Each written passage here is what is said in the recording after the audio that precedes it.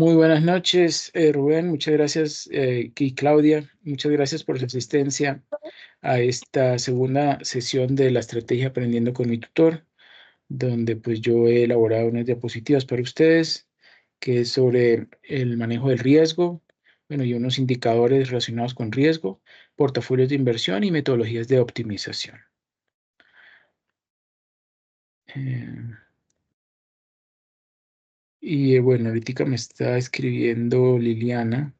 Dice que ha intentado entrar, pero que no puedo comentarle que este último enlace pues ya está funcionando bien.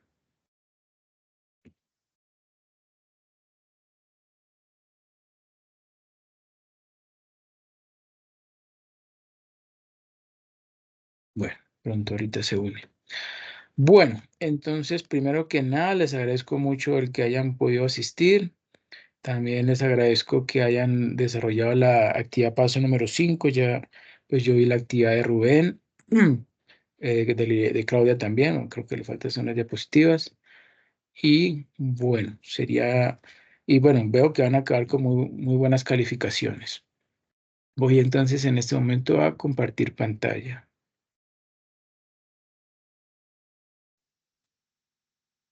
¿Me confirman si observan allí la portada de la presentación ampliada? Sí, señor, ya se ve.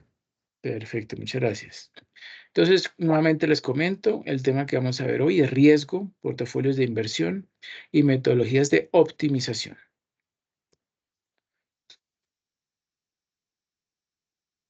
Bueno, definición de riesgo e incertidumbre. Vamos a empezar entonces con algo básico como es el riesgo. El riesgo es algo que uno soporta y es el resultado de la incertidumbre. Solo porque hay incertidumbre es muy posible que no haya riesgo. Si lo único que molesta al director ejecutivo de una empresa, por ejemplo, con sede en Estados Unidos, es la fluctuación en el mercado de divisas esta moneda es el cacha zambiano, ¿sí? O sea, la moneda de Zambia. Entonces podría sugerir vender en corto algunos kawachas y cambiar su cartera a deuda con sede en Estados Unidos. Esta incertidumbre, si no afecta el resultado final de la empresa de ninguna manera, es solo incertidumbre y no riesgo. Para ilustrar mejor las diferencias entre riesgo e incertidumbre, supongamos que intentamos pronosticar el precio de las acciones de Microsoft, ¿sí? Su ticker es MSFT.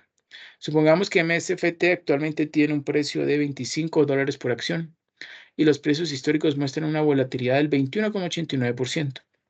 Pero ahora suponga que durante los próximos 5 años esa acción de Microsoft no se involucra en ninguna empresa riesgosa y permanece exactamente como está. Y además, suponga que todo el mundo económico, todo el sector financiero, económico y financiero permanece constante. Esto significa que el riesgo es fijo e invariable, es decir, la volatilidad no cambia durante los próximos 5 años. Sin embargo, ojo, la incertidumbre de los precios sigue aumentando con el tiempo. Es decir, el ancho, ¿sí? O la altura de los intervalos de pronóstico seguirá aumentando con el tiempo. Por ejemplo, se conoce el pronóstico del año 1, del año 0, o sea, el inicio, y es de $25. Sin embargo, a medida que se avanza, digamos, día tras día, esa acción de Microsoft probablemente variará entre 24 y $26. O sea, un dolarcito por debajo y uno por encima. Un año después, los límites de incertidumbre pueden estar, ojo, o sea, esos rangos entre 20 y 30. Siendo que quería estar en 25, ¿no? O sea, $5 por debajo y $5 por encima. O sea, en ese rango de $10 puede estar fluctuando el precio de la acción de Microsoft, como dice allí, un año después. O sea que la volatilidad pues es elevada, ¿no? Bueno. Definición de riesgo e incertidumbre, seguimos en lo mismo. Dentro de 5 años, los límites podrían estar, miren, aquí ya pasó, al año siguiente pasó a entre 20 y 30, pero 5 años después, esa fluctuación va a ser mucho más grande, suponiendo, obviamente, suponiendo. Va a estar entre 10 y 50, o sea, ese rango ahora es de 40, ¿no? 50 menos 10 es de 40. Es bastante elevado ese rango. de volatilidad entre el precio y la acción de Microsoft. Entonces, en este ejemplo, las incertidumbres aumentan mientras que los riesgos pues, siguen siendo los mismos. Por lo tanto, riesgo no es igual a incertidumbre. Esta idea es, por supuesto, aplicable a cualquier enfoque de previsión en el que se vuelve cada vez más difícil pronosticar el futuro, aunque el riesgo sea el mismo. En otros casos, el riesgo y la incertidumbre se usan indistintamente. Eso es lo que pasa muchas veces. Se usan indistintamente. Por ejemplo, supongamos que usted juega al lanzamiento de dos monedas, al lanzamiento de una moneda. Si apuesta 50 centavos de dólares a que salga cara, gana $1, o sea, gana el doble. Pero pierde todo, ¿sí? Pierde sus 50 centavos si sale cruz. El riesgo aquí es que pierda todo, porque el riesgo es que puedan aparecer cruces, caras y cruces. Bueno, caras y cruces es lo que hay para una moneda, ¿no? Vamos a suponer. La incertidumbre aquí es que pueden aparecer cruces. Dado que aparecen cruces, se pierde todo. Por lo tanto, la incertidumbre trae consigo el riesgo. Ojo, la incertidumbre trae consigo el riesgo. La incertidumbre es la posibilidad de que ocurra un evento, y el riesgo es la ramificación o la materialización de tal evento. Eso es el riesgo. La gente tiende a usar estos dos términos, ya dijimos, indistintamente, pero no son lo mismo. Es importante comprender el marco de análisis integrado de riesgos y cómo se relacionan estas diferentes técnicas en un contexto de análisis y gestión de riesgos. Este marco comprende 8 fases distintas de una implementación exitosa y completa del análisis de riesgos, que va desde un proceso de selección de gestión cualitativa hasta la creación de informes claros y concisos para la gestión. ¿Quién me ayuda, por favor, leyendo esta diapositiva? En la mayoría de la distribución puede ser definidas hasta 4 momentos. Para el caso de función de distribución normal, el primer momento describe su localización o tendencia central, retornos esperados. El segundo momento describe su amplitud o extensión, riesgo. El tercer momento es la desviación direccional, los eventos más globales. Y el cuarto momento, su grado más alto o amplitud en las colas, pérdidas o ganancias catastróficas. Los 4 momentos deben ser calculados e interpretados para proveer una visión más comprensible del estudio bajo análisis.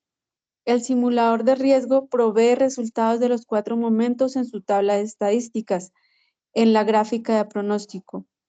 El primer momento de una distribución mide la proporción esperada de la ganancia de un proyecto particular. Mide la localización de los contextos de proyecto y posibles resultados en promedio. Las estadísticas comunes para el primer momento incluyen la media, promedio, la mediana, centro de distribución y la moda, que es el valor que ocurre más frecuentemente. La figura 1 ilustra el primer momento donde, en este caso, el primer momento de esta distribución se mide por la media, U o valor promedio. Perfecto, muchas gracias. Bueno, aquí vemos la figura 1, ¿sí? Es una distribución normal, donde vemos la línea verde vertical, me está mostrando que el promedio o media, ¿sí? De esta distribución normal. En este caso es 2, el valor de la media. En color azul, pues tenemos la campana de Gauss, ¿sí? Digamos, la manifestación de esta distribución normal. Podemos observar que esta línea azul tiene varias características. Primero, que todos los puntos están equidistantes, ¿sí? Del lado izquierdo que del lado derecho, ¿sí? Y su forma es, como lo vemos allí, cilíndrica. Bueno, digamos, es la misma forma de la campana de Gauss, ¿sí? Más bien porque esa es la característica de esta distribución normal. Y otra característica es de que esta línea, esta prolongación, ¿sí? De la cola izquierda o de la cola derecha, recuerden que llamamos cola derecha cuando se considera de la mitad hacia la derecha, ¿sí? Y de la mitad hacia la izquierda es la cola izquierda. esta línea, ¿sí? Esta prolongación de la función de distribución normal nunca alcanza a tocar el eje de las X, ¿sí? ¿Por qué? Porque es una asíntota, ¿sí? A medida que va creciendo, que se va extendiendo, se va acercando más al origen, pero nunca lo alcanza a tocar, ¿sí? Bueno, entonces encontramos o podemos reflejar allí en esta distribución normal la media, que es este símbolo mu, se representa con la letra griega mu, ¿sí? Y la desviación estándar o desviación típica, como observamos allí, es que el nivel de volatilidad, ¿sí? De volatilidad y que también, pues, dependiendo de los grados de, digamos, bueno, no grados, sino del Z que estemos considerando, ¿sí? Recuerden ese era el repaso de pronto de estadística. El F es esta cifra, este valor que se encuentra aquí a mano izquierda en el eje de las X, que me va a representar precisamente, o bueno, refleja, mejor dicho, ¿sí? ¿Sí? Refleja dentro de esta reducción normal el porcentaje de, si pudiéramos trazar aquí como, rellenar como con color esta distribución, ¿sí? Esta distribución normal, podríamos mostrar o representar o indicar que a una desviación estándar, pero la desviación estándar es considerando ambas colas, o sea, este que está a la izquierda y este que está a la derecha, ¿sí? Que sería el área comprendida entre 1 y 3, ¿sí? En esta área, normalmente se están acumulando o se están considerando, ¿sí? Tiene reflejado, tiene incluido el 68%, ¿sí? ¿De qué? De los valores de una muestra que se tomen determinada, ¿sí? El 68% por lo general se encuentra entre los valores de esas muestras con una desviación estándar representan el 68%, ¿sí? Obviamente ese es tanto a la izquierda como a la derecha de ¿qué? De la parte central que es la media. ¿Sí? Si fueran dos desviaciones estándar, ¿sí? Entonces sería considerando este 0 hasta el 2 y del 2 hasta el 4, ¿sí? Se podía almacenar el 95% de los datos. ¿Sí? Esas variaciones en, supongamos, el precio de las acciones supongamos, de Ecopetrol. ¿Sí? Ahora ustedes me dicen, bueno, pero ¿por qué tiene 2 y aquí resulta que no tiene un 1 y un 1? Porque esta es una distribución normal, ¿sí? La que tiene una media de 0 y que luego va aquí al lado izquierdo y al lado derecho va aumentando o va representando el número de desviaciones estándar, ¿sí? Que es el mismo número de Z, es cuando es una distribución normal estándar, estandarizada. ¿Okay? Esta es una distribución normal. ¿Sí? En la normal, la media es diferente de 0, en este caso es 2, y vemos entonces aquí cómo va fluctuando este número esta desviación estándar, ¿sí? En el lado izquierdo es 1, pero aquí al lado derecho es 3, aquí está en 0, en la cola izquierda, pero en 4 está en la cola derecha, y así sucesivamente. ¿Sí? ¿Por qué? Porque es una distribución normal, no es una distribución normal estándar, que pues tiene unas pequeñas variaciones, pero como ustedes saben, la distribución normal se puede estandarizar aplicando una fórmula. ¿Sí? Este es más como estadística, pero es una fórmula sencilla. Bueno, riesgo según su naturaleza financiera, riesgo, rendimiento. La mayoría de los rendimientos de las operaciones financieras tiende a seguir una distribución de probabilidad normal. ¿Sí? La distribución de probabilidad normal es una distribución continua, ¿sí? Caracterizada por una curva simétrica en forma de campana, con una media igual a 0, ¿sí? Y una visión estándar igual a 1. Bueno, pero ojo, esta es la distribución normal estándar. Ahí lo corrijo. Estándar. Entonces, tiene forma, es una curva simétrica en forma de campana con una media igual a 0 y una desviación estándar igual a 1. Es esa que tenemos aquí reflejada en esta imagen debajo. Entonces, en la primera distribución, una desviación estándar, considerando tanto la cola izquierda como la cola derecha, incluye o va a representar en promedio el 68,26% de sus valores de la muestra. 2 desviaciones estándar el 95% y 3 desviaciones estándar alrededor o por aproximadamente el 99%. ¿Okay? La volatilidad es un indicador que pretende cuantificar las probabilidades de cambio en las diferentes variables económicas que afectan la operación. El parámetro generalmente aceptado de medición es la desviación estándar. Esta es una medida estadística de la dispersión o variabilidad de los posibles resultados con respecto al valor esperado, rendimiento esperado, el promedio de lejanía de los puntajes respecto de la media. La asimetría es la medida que indica la simetría de la distribución de una variable respecto a la media aritmética, sin necesidad de hacer la representación gráfica. Los coeficientes de asimetría indican si hay el mismo número de elementos a izquierda y derecha de la media. Existen 3 tipos de curva de distribución según su asimetría. Asimetría negativa, la cual la distribución se alarga para valores inferiores a la media. Simétrica, hay el mismo número de elementos a izquierda y derecha de la media. En este caso coinciden la media, la mediana y la moda. La distribución se adapta a la forma de la campana de Gauss o distribución normal. Y la asimetría positiva, donde la cola de distribución se alarga, ¿sí? Se va hacia la derecha, como lo vemos acá, para valores superiores a la media. ¿Okay?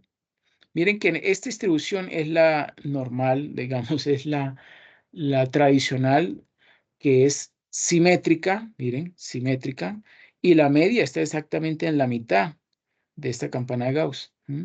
Simétrica, ¿sí? Como dice allí, tiene el mismo número de elementos al lado izquierdo que al lado derecho. La izquierda, esta gráfica a la izquierda es una asimetría negativa, porque vemos que la media está al lado izquierdo, ¿sí? Está representado al lado izquierdo de la parte central, debería estar acá. Sin embargo, está corrido hacia la izquierda, o sea, más cercano a la cola izquierda.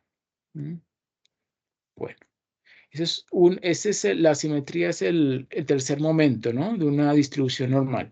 El primer momento es la media y el segundo momento es la desviación estándar. En la kurtosis o grado de apuntamiento es una medida sobre la forma de la curva de distribución que mide cuán escarpada o achatada está, es decir, si ambos lados de la cola de la curva están elevadas o no. Este coeficiente indica la cantidad de datos que hay cercanos a la media, de manera que a mayor grado de kurtosis, pues más escarpada o apuntada será la forma de la curva, ¿sí? Entonces, una curva leptocúrtica es aquella que tiene una punta bastante elevada, como así. Y en cambio, una platicúrtica, que es la completamente opuesta, pues es aquella que no tiene, que no es tan puntiaguda, sino que al revés, es bastante digamos, como bajita, ¿sí? Como achatada respecto a la normal, pero al mismo tiempo la altura, ¿sí? De esta prolongación hasta casi tocar el eje, pues es mucho más elevado a comparación, por ejemplo, de una distribución normal, una distribución normal tradicional. Entonces, lo llamamos nosotros, o decimos nosotros que ese tipo de representación de una gráfica platicúrtica, es muy común en aquellos activos financieros que tienen niveles de volatilidad muy elevados. ¿Okay? Bueno, este coeficiente indica entonces la cantidad de datos que hay cercanos a la media. De manera que a mayor grado de kurtosis, más escarpada o apuntada será la forma de la curva. La kurtosis se mide promediando la cuarta potencia de la diferencia entre cada elemento del conjunto y la media, dividido entre la desviación típica o desviación estándar y elevado también a la cuarta potencia. Vemos allí que dado el conjunto de valores, ¿sí? X1, X2, X3, ¿sí? Comprendidos dentro de la variable X, ¿sí? Dado ese conjunto, entonces el coeficiente de kurtosis, que sería esta K de kurtosis, va a ser igual a ¿qué? A la sumatoria desde I igual a 1 hasta N mayúscula, ¿sí? ¿De qué? De la diferencia de cada uno de sus valores de la muestra menos el promedio de esa muestra, y eso elevado a la cuarta potencia, multiplicado por N sub I. N sub I, pues es, digamos, el número del o ¿cómo decirlo? Sí, el número de elementos que hay en la muestra. Todo eso dividido entre n, que es el último valor, supongamos si es una muestra de 20, entonces aquí va esta diferencia, pues lo va elevado a la cuarta y va multiplicando al comienzo por 1, luego eso, el segundo valor se lo resta a la media, eleva a la 4 y luego lo multiplica por 2, y así sucesivamente hasta 20, pero todos van divididos entre ¿qué? 20, que es el n mayúscula, que es el último valor, 20 en este caso, por ese x4. Ese X sombrerito ya dijimos que es la media y el SX es la desviación estándar. Entonces sería al denominador sería n por desviación estándar elevado a la cuarta, ¿sí? A la cuarta potencia. N sub i, este que tenemos acá, N sub i, es la frecuencia absoluta del dato X sub i. ¿Okay? En la fórmula anterior se resta 3 porque es la kurtosis de una distribución normal.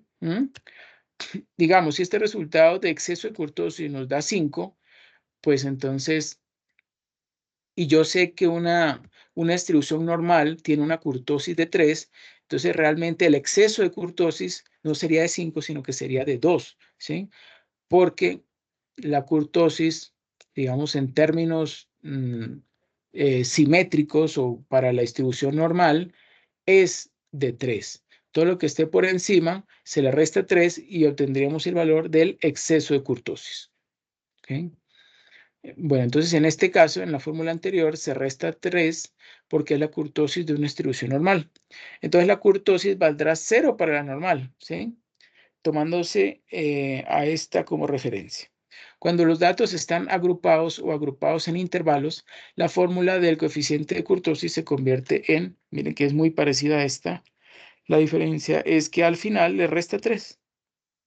Y ahí tendremos el exceso kurtosis. Por si el ejemplo de que daba 5. Si da 5 y yo quiero calcular el exceso kurtosis, pues le resto 3. 5 menos 3 me da 2. El exceso kurtosis es 2. Y la kurtosis me da 5. ¿Sí? Es así de sencillo. Bueno, aquí tenemos la representación que les comentaba. La más puntiaguda es leptocúrtica, la normalita es la mesocúrtica y la más achatada, pero con también más elevado aquí estas prolongaciones, ¿sí? Es una platicúrtica, una distribución platicúrtica. Diversificación. ¿Quién me ayuda, por favor, leyendo esta diapositiva? La diversificación es una manera de reducir el riesgo de una inversión o un portafolio de inversión mediante la combinación de distintas clases de activos o instrumentos, con el propósito de compensar con activos poco correlacionados un posible descenso en el precio de alguno de ellos. Las operaciones financieras tienen inmerso un nivel de riesgo incluido en la tasa de rendimiento requerida, K sub J, que es igual a la tasa libre de riesgo R sub F, más una prima de riesgo. Ese se llama teta. Esa letra Ajá, griega se llama teta sub J. teta sub J. Equilibrio impuesto por el mercado relación riesgo menos rendimiento. Riesgo-rendimiento se dice. Riesgo-rendimiento. Riesgo rendimiento. Dice rendimientos requeridos, esperados, el porcentaje. Y en el eje X, riesgo. Valores libres de riesgo como los certificados del Tesoro de Estados Unidos, bonos del gobierno estadounidense a largo plazo, bonos corporativos de alta calidad, bonos corporativos de baja calidad, acciones preferentes de alta calidad, acciones comunes de alta calidad y acciones comunes especulativas. Esas son de mayor riesgo, ¿sí? La Correcto. relación de... Entonces, exacto. Mira esta línea azul. Está mostrando una pendiente positiva, ¿cierto? Y también está mostrando, dando a entender de que a medida que aumenta el rendimiento requerido o rendimiento esperado de estos diferentes activos financieros, pues también aumenta el riesgo que se asume, ¿sí? Entonces, por eso a medida que aumenta el riesgo, el rendimiento requerido también aumenta. El más alto está para las acciones comunes especulativas, ¿sí? Puede fácilmente ganar una gran cantidad de, ¿sí? de beneficio, de dividendos o aumento en el precio de esa acción, ¿sí? Que es otra forma de ganar con las acciones, pero pues está asumiendo un gran riesgo. Como hay probabilidad de que gane bastante, también hay probabilidad de que pierda bastante. ¿Por qué? Porque son acciones donde hay una muy elevada volatilidad. ¿Sí? ¿Sí estamos claros con eso? Sí, señor. Sí, señor. Ok. Bueno, los riesgos a los que se enfrenta un inversionista en los títulos de una empresa se pueden dividir de la siguiente forma. Según el origen de los riesgos, pues puede ser un riesgo sistemático, que es no diversificable, o sea, no se puede eliminar, y el no sistemático, que sí es diversificable, o sea, que sí se puede eliminar. Obviamente, la suma de los dos riesgos, o sea, el sistemático y el no sistemático, pues me da el riesgo total. El riesgo sistemático de un título implica cambios en el rendimiento causados por factores que afectan al mercado en su totalidad y que son externos a la organización que emite el título. Se mide a través de la beta, ¿sí? Esa letra griega, beta, el riesgo sistemático. El riesgo no sistemático es aquel inherente a la empresa o industria en particular, independiente de factores económicos, políticos, etcétera, que afectan de manera conjunta todos los activos, tales como, por ejemplo, la capacidad de decisiones de los ejecutivos, huelgas, posibles huelgas, disponibilidad de materia prima, competencia extranjera, niveles específicos de apalancamiento financiero y operativo de la empresa, así como, por ejemplo, un adelanto tecnológico. Bueno, el efecto de diversificación, ahí lo estamos observando.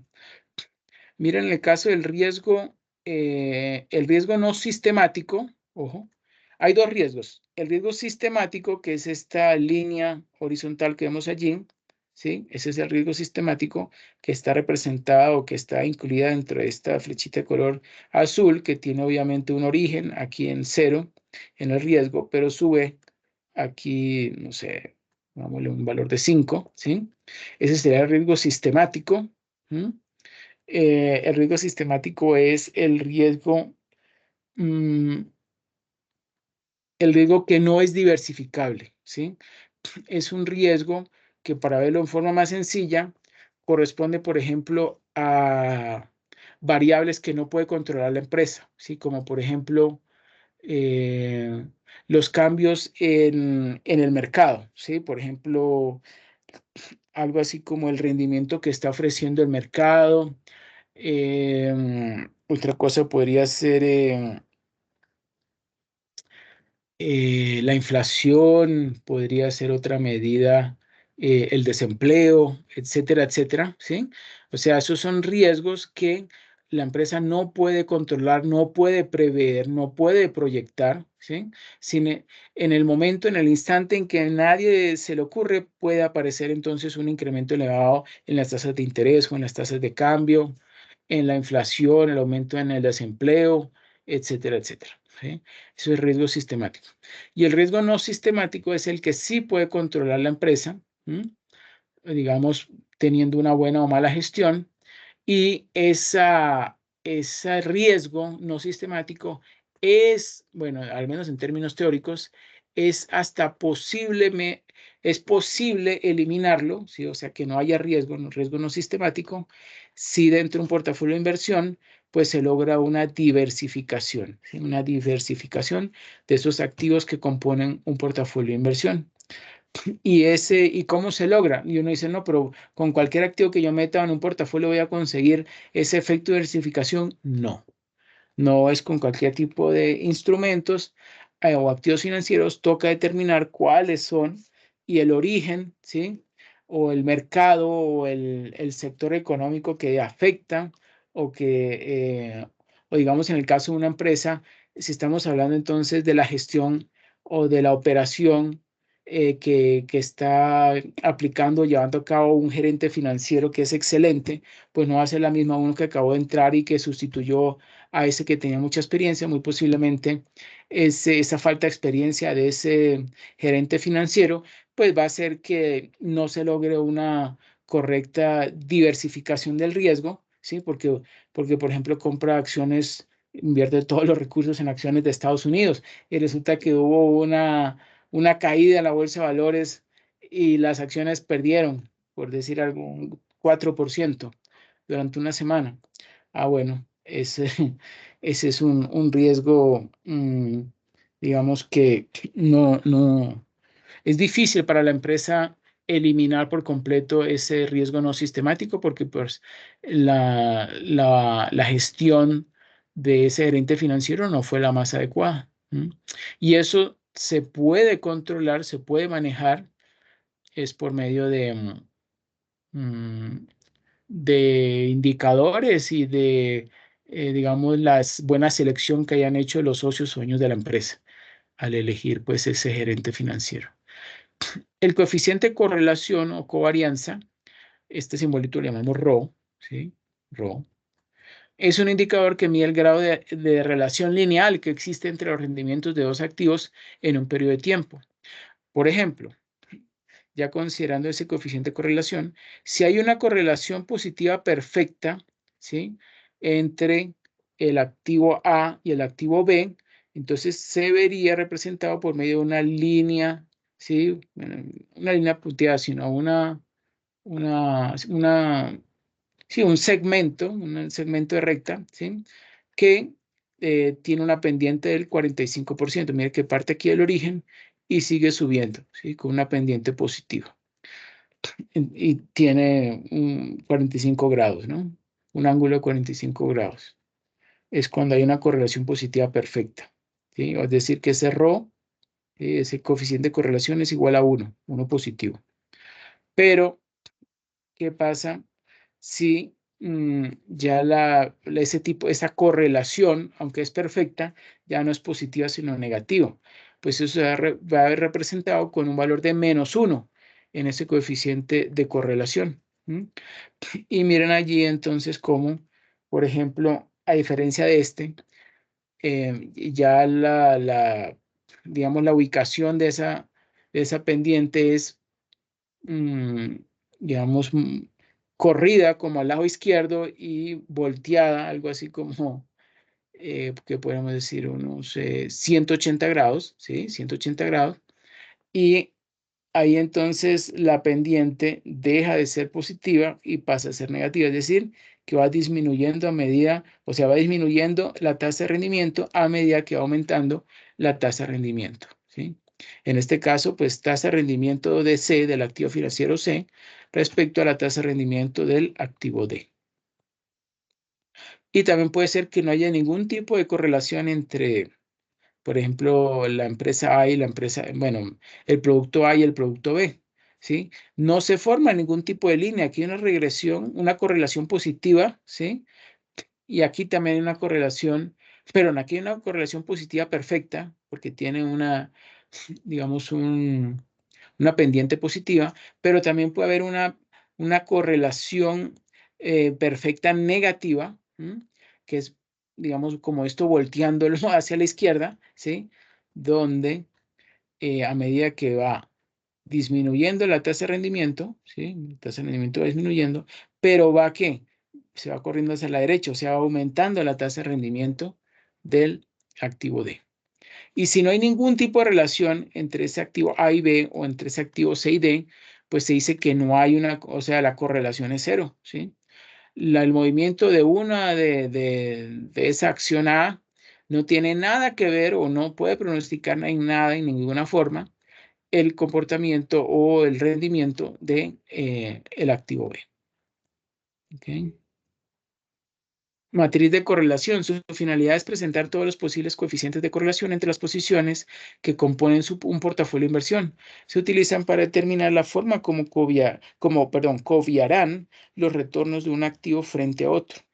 Ahí vemos, por ejemplo, en esta matriz de correlaciones que es contrastar.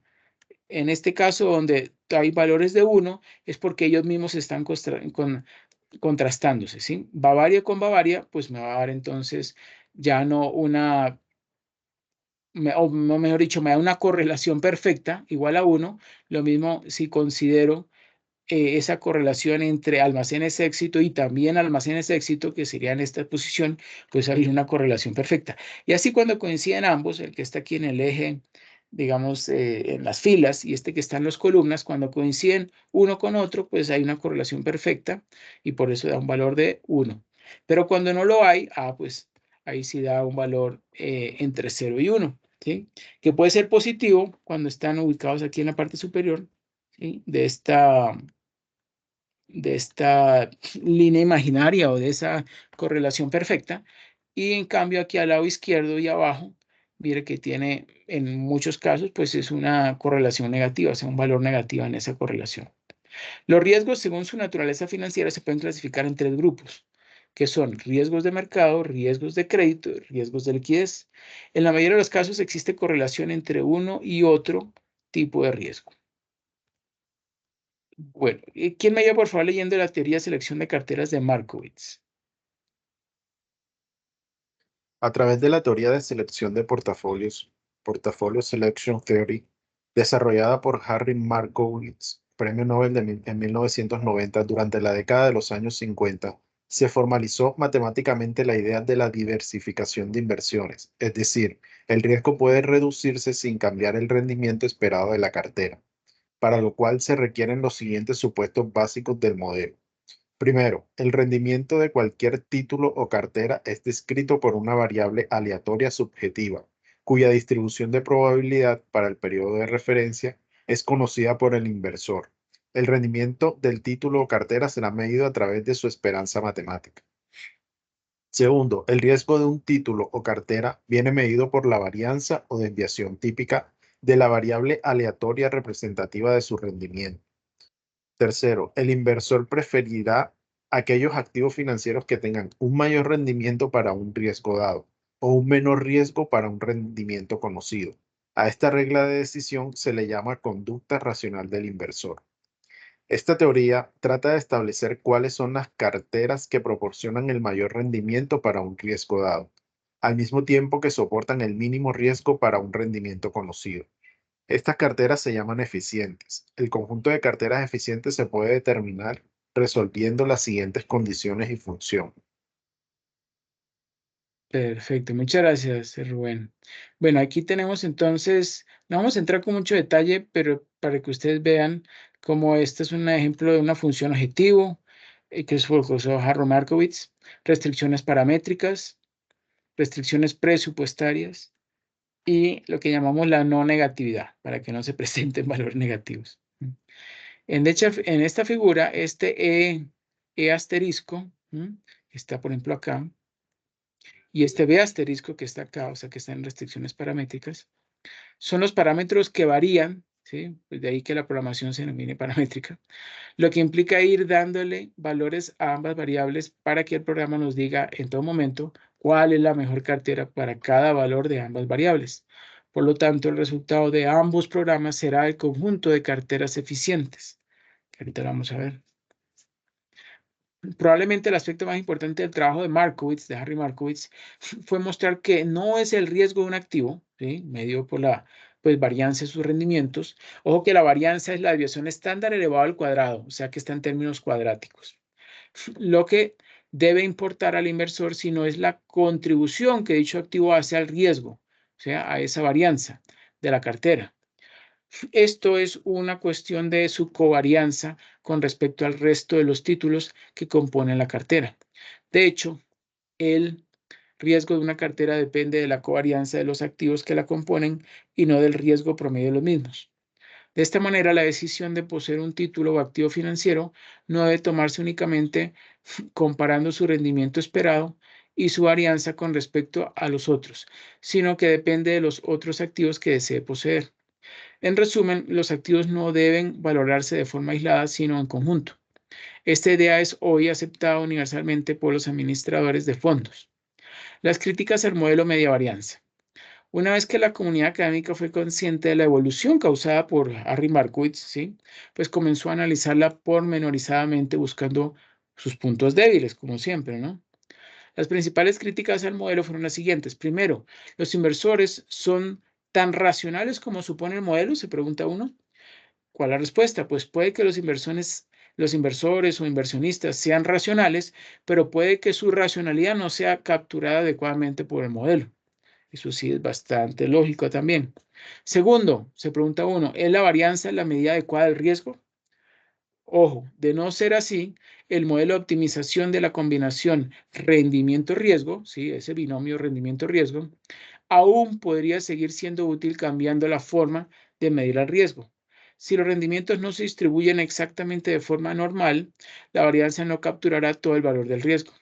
Puede que para los inversores esto resulte ser un problema, para otros no lo será, e implicaría la necesidad de desarrollar otro tipo de estrategias. Tercero, ¿qué ocurriría si la relación positiva del rendimiento y el riesgo no fuese tal?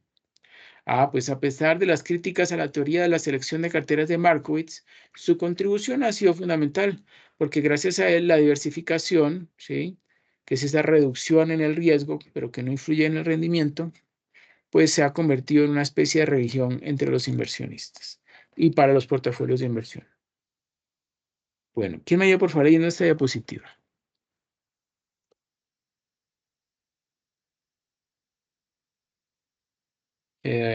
Rubén o Claudia, por favor. Sí. Ay, perdón, profe, no. Proceso de administración de riesgos. Está compuesto por 5 pasos básicos. 1. Identificación y selección de riesgos. 2. Evaluación y medición de riesgo.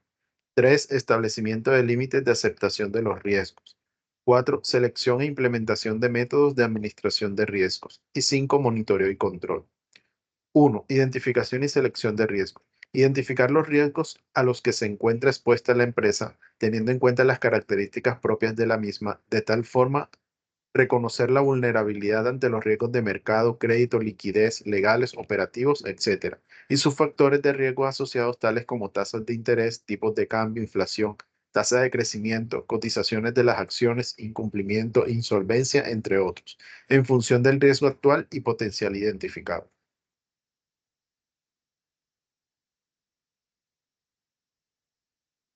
Perfecto, muchas gracias, Rubén.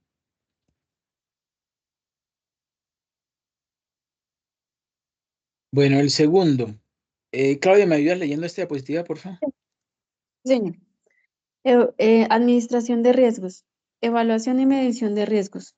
Se refiere a la medición y valoración de cada uno de los riesgos identificados, calculados, el efecto que generan sobre el valor de los portafolios de inversión y financiación, así como establecer un mapa de posiciones que permite identificar especialmente la concentración de la cartera.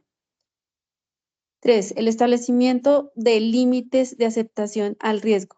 Determinar los niveles máximos de riesgo. Los límites se deben establecer en función del grado de tolerancia al riesgo por parte de la entidad.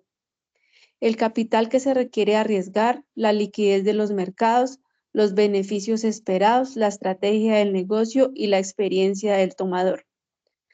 La empresa deberá medir diariamente el riesgo de mercado de sus posiciones comparándolo con los límites establecidos. La estructura de límites deberá considerar, entre otros, niveles de autorización, diversificación en posiciones activas y pasivas, negociación de operaciones fuera de balance, niveles de riesgo que está dispuesto a soportar la estructura de capital, control de la relación de riesgo-rendimiento, tipos de riesgo y análisis de concentración de riesgos, combinación de estructuras acordes a la estrategia corporativa, escenarios por cada una de las variables macroeconómicas y factores de riesgo que afectan directamente a las posiciones.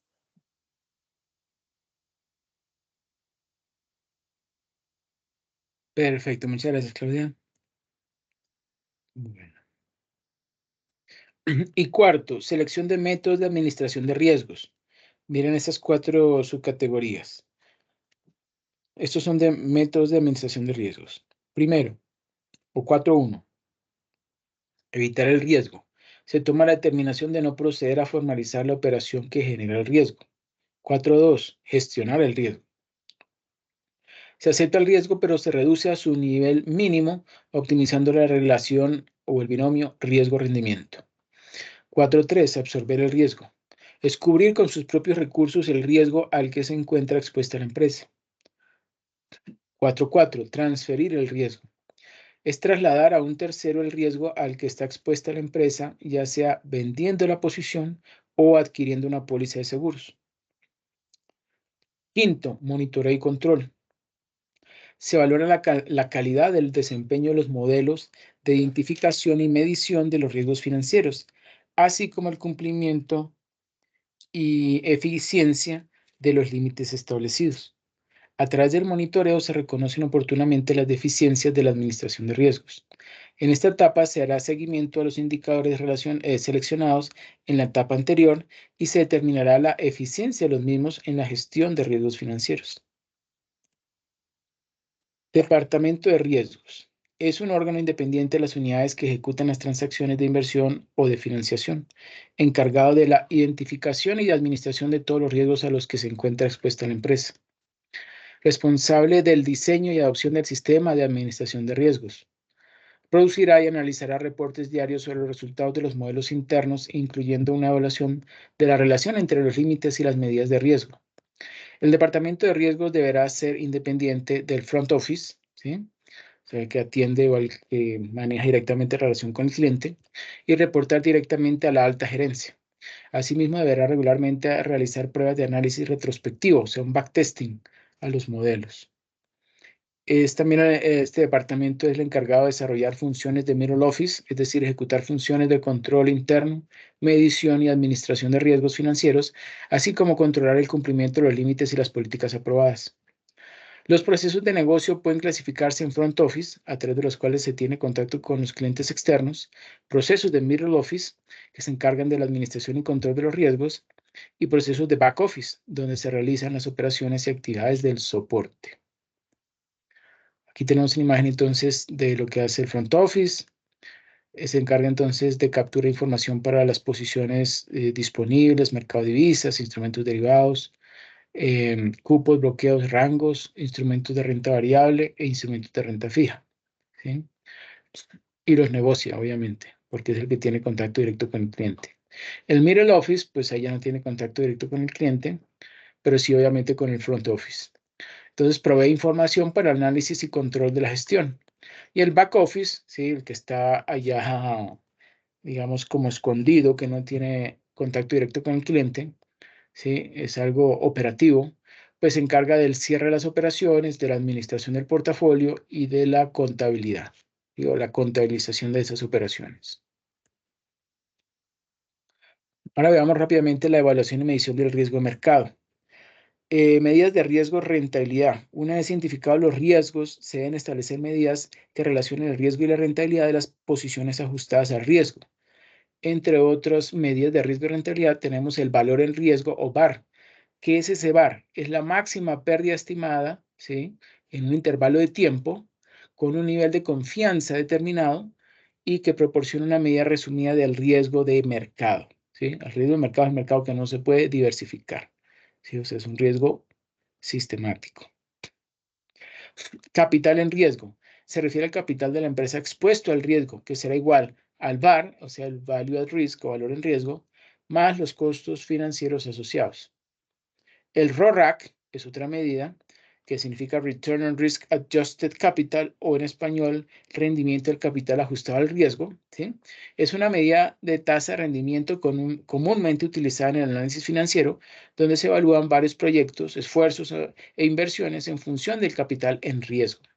Los proyectos con diferentes perfiles de riesgo son más fáciles de comparar entre sí una vez que se han calculado sus valores RORAC individuales.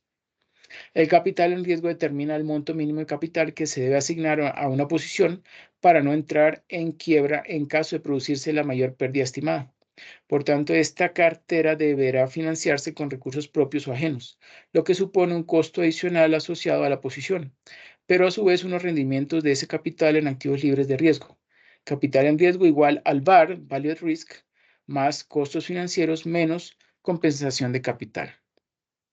RORAC, entonces, es una medida de rentabilidad que permite comparar la toma de decisiones a futuro con los resultados obtenidos en el pasado, y es por ello que este indicador se puede estimar tanto en forma prospectiva como retrospectiva. ¿Okay? El RORAC es similar al rendimiento sobre el capital, similar al ROE, excepto que el denominador se ajusta para tener en cuenta el riesgo de un proyecto, o sea que es como un ROE pues ajustado, ¿sí? O descontado. La fórmula para RORAC es retorno del capital ajustado al riesgo igual a ingreso neto sobre activos ponderados por riesgo, donde activos ponderados por riesgo es igual al capital de riesgo asignado, o sea, capital económico o valor en riesgo. ¿Qué le dice el rendimiento del capital ajustado al riesgo? El rendimiento del capital ajustado al riesgo tiene en cuenta el capital en riesgo, ya sea relacionado con un proyecto o una división de la empresa. El capital de riesgo asignado es el capital de la empresa ajustado por una pérdida potencial máxima basada en las distribuciones de ganancias futuras estimadas o en la volatilidad de las ganancias. Las empresas utilizan RORAC para poner mayor énfasis en la gestión de riesgos en toda la empresa. Por ejemplo, diferentes divisiones corporativas con administradores únicos pueden utilizar RORAC para cuantificar y mantener niveles aceptables de exposición al riesgo. Este cálculo es similar al rendimiento del capital ajustado al riesgo RAROC. No es igual, RAROC es diferente a RORAC. Sin embargo, con RORAC, el capital se ajusta al riesgo, no a la tasa de rendimiento. RORAC se utiliza cuando el riesgo varía según el activo de capital que se analiza. Esa es la característica de RORAC. Ejemplo de cómo utilizar RORAC. Supongamos que una empresa está evaluando dos proyectos en los que participó durante el año anterior y necesita decidir cuál eliminar. El proyecto A tuvo ingresos totales de 100,000 y gastos totales de 50,000. El total de activos ponderados por riesgo involucrados en el proyecto es de 400,000. El proyecto B tuvo ingresos totales de 200,000, o sea, el doble, y gastos totales de 100,000, también el doble. El total de activos ponderados por riesgo involucrados en el proyecto B, es más elevado, ¿no? Es de 900,000. Vamos a calcular el RORAC de esos dos proyectos. Para el proyecto A, vemos allí en el numerador 100,000 menos 50,000, pues me da 50,000, dividido entre 400,000. Eso nos da un porcentaje del 12,5%. Y en el proyecto B sería 200,000 menos 100,000, o sea, 100,000, el doble que el anterior, 100,000 dividido 900,000, o sea, un noveno.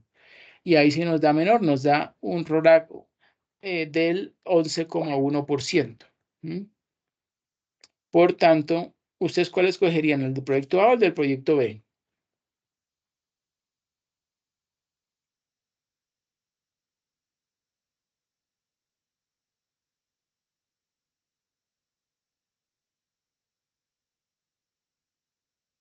El del El A, del ¿cierto? Proyecto A, ¿cierto? Sí, señora. Ok, listo. Bueno, aquí tenemos una breve explicación un poquito más amplia del VAR. Entonces, el VAR, Value at Risk o valor en riesgo, es una medida estadística de riesgo de mercado que estima la pérdida máxima que podría generar un portafolio de inversiones en un intervalo de tiempo y con un nivel de confianza dado. Ejemplo, si se tiene como parámetros, ¿sí?, un horizonte de tiempo de un día, un nivel de confianza de 95%, ¿sí? Entonces, yo quisiera calcular el VAR. Bueno, si el VAR de la cartera, ¿sí?, o sea, esa pérdida máxima que se podría presentar, es de 2 millones, pues esto indicaría o mostraría que en esta cartera, con esta cartera, no se perderá más, ojo, no se perderá más de 2 millones en un día con una seguridad del 95%, ¿sí? O con un intervalo de confianza del 95%. En 1994 nace el concepto de VAR, ¿sí?, en inglés, Value at Risk, o valor en riesgo, que es una metodología difundida y promovida por JP Morgan. Seguramente lo han escuchado en las noticias, ¿no? Considerada como un nivel de referencia estándar de los mercados financieros. La mayor ventaja del valor en riesgo es que resume en un solo número, fácil de entender, la exposición total de una empresa al riesgo de mercado. La máxima pérdida estimada estará asociada a un nivel de confianza determinado, el cual establecerá que existe, ¿sí?, probabilidad de que se alcance el nivel de pérdida definido por el VAR. Por tanto, la variación de la cartera no contemplada en el cálculo del VAR probabilidad, pues estará dada por 1 menos C. Y el VAR se expresa por lo general en valor absoluto. La definición entonces de valor en riesgo es válida únicamente en condiciones normales de mercado, ya que en momentos de crisis y turbulencias, la pérdida esperada se define por pruebas de estrés. Las pruebas de estrés predicen pérdidas en condiciones de desastres financieros o de crisis. Para determinar el valor en riesgo es necesario establecer los siguientes elementos básicos. Primero, información de la cartera o portafolio. Segundo, identificación de factores de riesgo. Tercero, evaluación del portafolio a precios de mercado. Cuarto, horizonte de tiempo. Quinto, nivel de confianza. Sexto, correlación entre las posiciones del portafolio. Séptimo, estimación de volatilidades o desviación estándar. Octavo, intervalos de confianza. Noveno, distribución normal estándar. Y décimo, análisis estadístico de la información información histórica. Y 11, simulación de escenarios históricos. Miren, por ejemplo, en esta campana de Gauss, ¿sí? Que el bar se está ubicado en la cola izquierda, porque claro, es una pérdida, y ese valor cuando lo mostramos tiene valor negativo, ¿sí? Porque está al lado izquierdo de la media. ¿Mm? De aquí para acá, valores van a ser negativos. ¿Mm? Bueno. Metodología de optimización. ¿Quién me ayuda, por favor, leyendo esta diapositiva? Metodología de muchos algoritmos existen para correr la optimización y muchos procedimientos existen cuando la optimización es acoplada en la simulación de Monte Carlo. En el simulador de riesgo hay 3 procedimientos de optimización y tipos de optimización dependiendo de las características de las variables de decisión. Por ejemplo, simulador de riesgo puede manejar variables de decisión continua 1, 2, 5, 3, 5, 0.2215, 2215, y así como variables de decisión entera, como por ejemplo 1, 2, 3, 4 o 1.5, 2.5, 3.5 y así sucesivamente. Variables de decisión binaria, 1 o 0, para tomar decisiones, y variables de decisión mixta, ambas variables íntegras y continuas. Además, el simulador de riesgo puede manejar optimización lineal, es decir, cuando el objetivo de las restricciones son una mezcla de lineal, también como de función y ecuaciones no lineales. Hasta donde el proceso de optimización coincide, el simulador de riesgo puede ser utilizado para correr una optimización discreta. Esto es, una optimización que se corre en un método discreto o estático donde no se generan números aleatorios. En otras palabras, todas las entradas en el modelo son estáticas y sin cambios. Este tipo de optimización discreta es aplicable cuando el modelo supone conocido y no existe incertidumbre. También una optimización discreta puede ser corrida primero para determinar el portafolio óptimo y su asignación óptima, variables de decisión antes de que se aplique procedimientos de optimización más avanzadas. Por ejemplo, antes de correr un problema de optimización estocástica, primero se corre una optimización discreta para determinar si existen soluciones al problema de optimización antes de que se ejecute un análisis más prolongado. Después, la optimización dinámica se aplica cuando la simulación Monte Carlo se usa junto con la optimización. Otro nombre para tal procedimiento de simulación optimización, esto es, primero se corre una simulación, entonces los resultados de la simulación son aplicados en el modelo Excel y entonces se aplica la optimización a las variables simuladas. En otras palabras, se corre una simulación para n intentos, entonces un proceso de optimización se corre para m repeticiones hasta que se obtengan óptimos resultados o hasta que se encuentre un conjunto no factible. Perfecto, muchas gracias. Bueno, un poquito extenso, pero ahí ven entonces lo que es la optimización discreta, ¿sí? La optimización estocástica y la dinámica, obviamente. Bueno.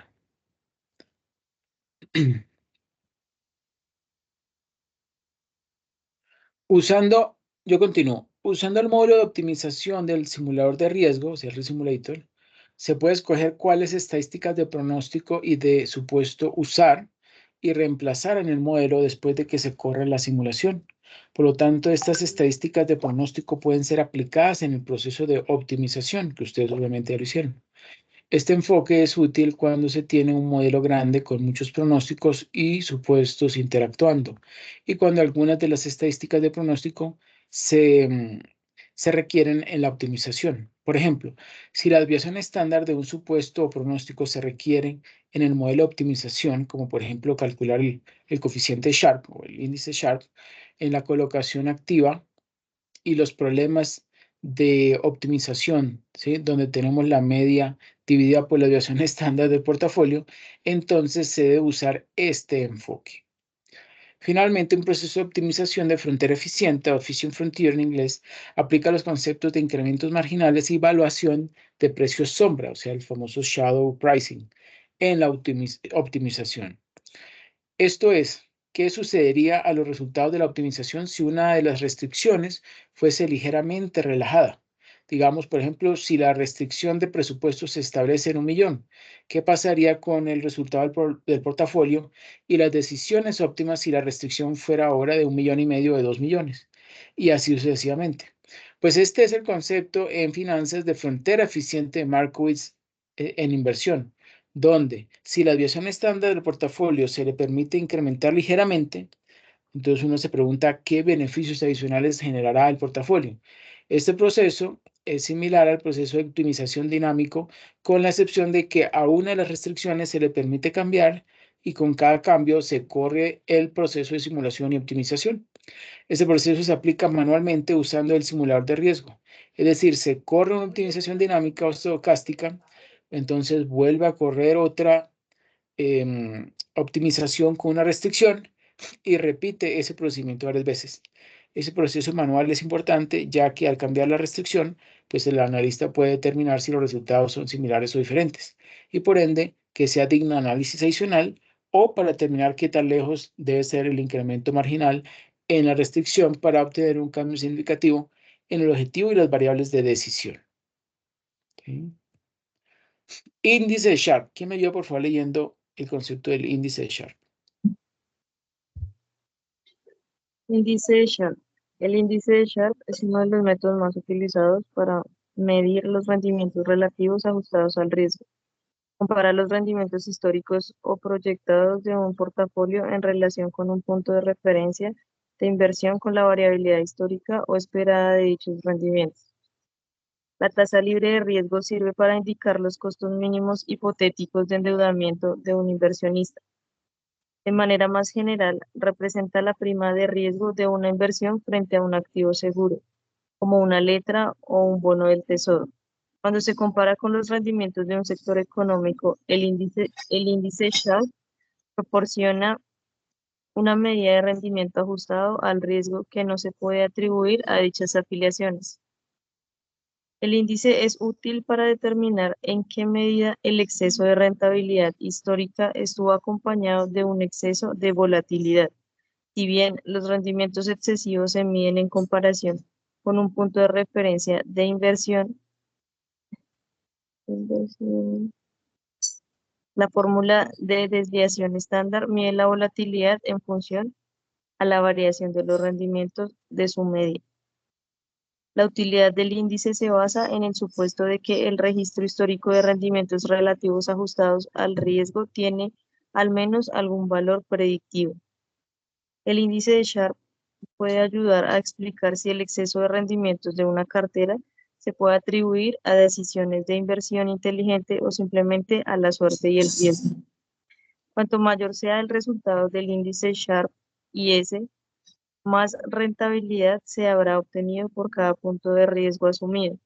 Pero si el ratio fuera negativo, significará a primera vista que el riesgo es muy elevado, es decir, el portafolio de inversión no ofrecerá mayor rentabilidad que el activo libre de riesgo y por tanto se rechazará esa inversión. Sin embargo, lo que podría mostrar y es es que el portafolio analizado ha registrado una rentabilidad menor que la del activo libre de riesgo, que podría ser, por ejemplo, un bono del tesoro, una letra del tesoro, etc. Pero realmente, para saber si el fondo se ha gestionado bien y por ende el gestor ha sabido hacer una correcta gestión del riesgo, es necesario realizar la comparación de los ratios Sharpe de los competidores. Sobre todo en tiempos de crisis es importante tener este factor en cuenta, ya que será en ese momento cuando se podrá valorar la pericia del gestor. Perfecto, muchas gracias. ¿Quién leyó, perdón? Jessica. Ah, Jessica. Bueno, muchas gracias, Jessica. Bueno, ahora veamos algo de pronto novedoso, que es el término bootstrap, ¿sí? Simulación de ajuste bootstrap.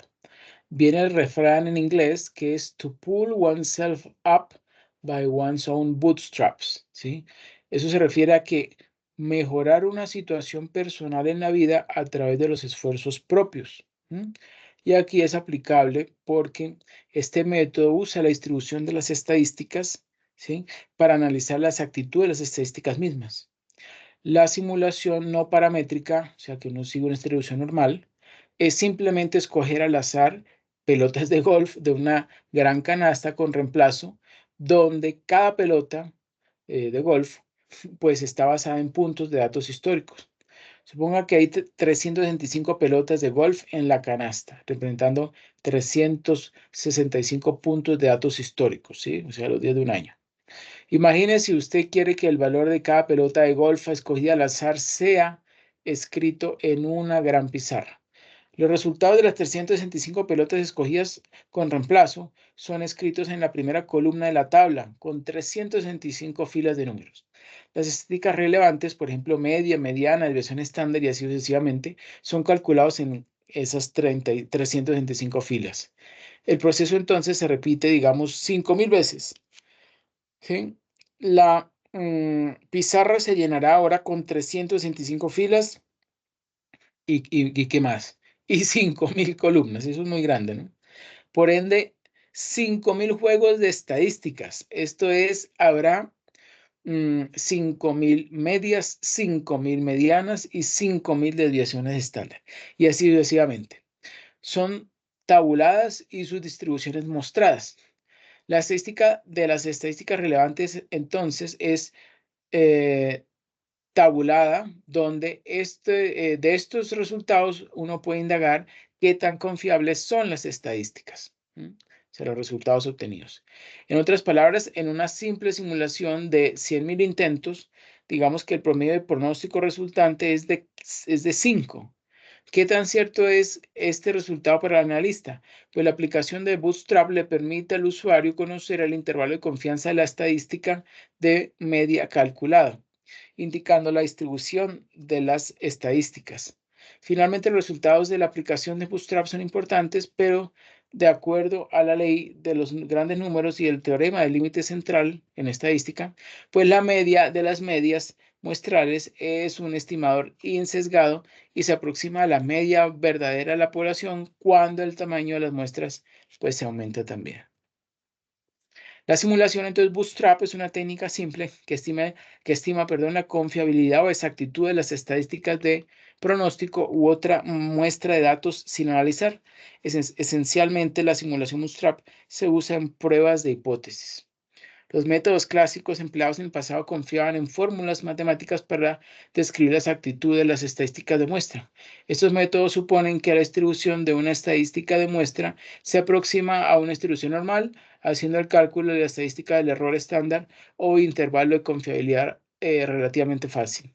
Sin embargo, cuando una estadística de distribución no estaba normalmente distribuida o no se encontraba fácilmente, estos métodos clásicos son difíciles de usar o son inválidos. En contraste, el bootstrapping analiza estadísticas de muestras empíricamente al probar repetidamente los datos y crear distribuciones de las diferentes estadísticas o de las diferentes estadísticas de cada prueba.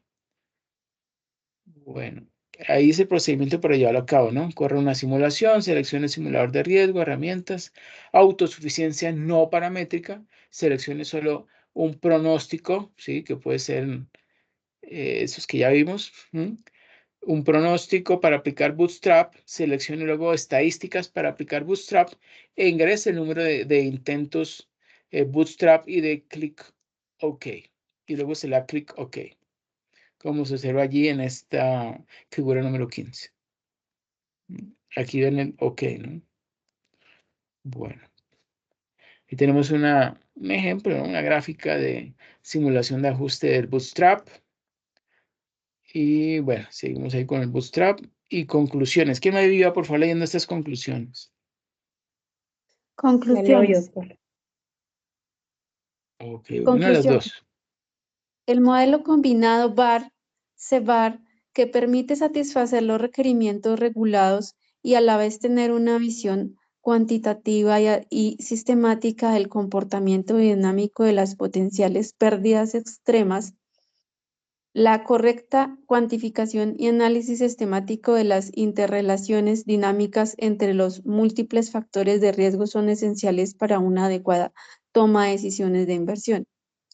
Desde el punto de vista práctico y operativo, el CVAR supera los inconvenientes citados, ya que no solo satisface la propiedad de subaditividad, sino que también es convexa y uniextremo, lo cual facilita la implementación de algoritmos de optimización y control. Perfecto, muchísimas gracias. Bueno, pues eso era lo que yo quería agregar al curso ahorita al final. Y bueno, no sé si de pronto tienen alguna pregunta que me quieran hacer. Yo sí, profe. Dígame. A ver si serías tan amable y nos regalas esas diapositivas, por favor. Sí, claro. Sí, claro, yo se los envío mañana. Claro Bueno, que sí. Eso les va a servir de base para cuando vayan a hacer su trabajo de investigación, su trabajo de grado. sí, profe, aunque el mío es complejo porque es diferente. Es diferente. Bueno, pero no se salgan de la parte numérica, ¿no? Porque, No, profe, no es de finanzas, sí, es de ok, estados financieros y esas cosas. ok. Ah, bueno, perfecto. Sí, porque es que he escuchado a algunos estudiantes de maestría que se ponen a hacer por allá trabajos de análisis cualitativo, que por allá investigar y que resolver problemáticas de áreas y bueno, esa es la verdad, obviamente es interesante y es importante, pero pues no es el fuerte, ¿no? Nuestra maestría en gestión financiera. Por eso el enfoque, pues que yo le recomiendo es el enfoque cuantitativo, ¿no? Bueno, pues siendo ya la última clase, les agradezco a todos, a todas, a Claudia, a Jessica, a Liliana y a Rubén su participación en el desarrollo de este curso. Les ha ido muy bien en términos generales. Especialmente Rubén lo felicito, alcanzó su bien merecido certificado en la gestión de portafolios por parte de How the Market Works. Eh, y bueno, eso obviamente lo podemos tener en su hoja de vida. Es bastante interesante tener ese certificado en inglés que fue otorgado pues por el simulador, el director del simulador de How the Market Works. Y pues nada, les deseo muchos éxitos. Si quieren comentar algo, estoy todo oídos.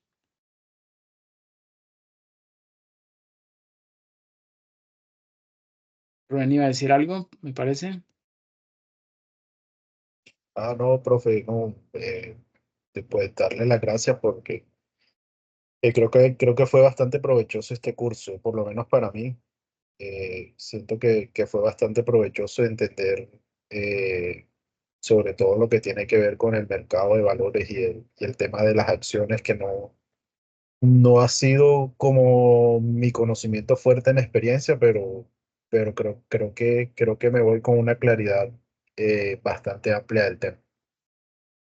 Ok, perfecto, Rubén. Muchísimas gracias nuevamente por su excelente desempeño y su compromiso y pues el cumplimiento en la entrega de todas las actividades y obviamente el liderazgo aquí con sus compañeras de grupo. Les deseo a todos muchísimos éxitos. Si de pronto me llegan a asignar de director de algunos de sus trabajos de grados, pues no duden en que yo les voy a colaborar con mucho gusto. Y pues nada, que pasen una feliz noche. Gracias por Igualmente, muchas gracias. Bueno, con muchísimo gusto. Chao, chao. Chao, gracias.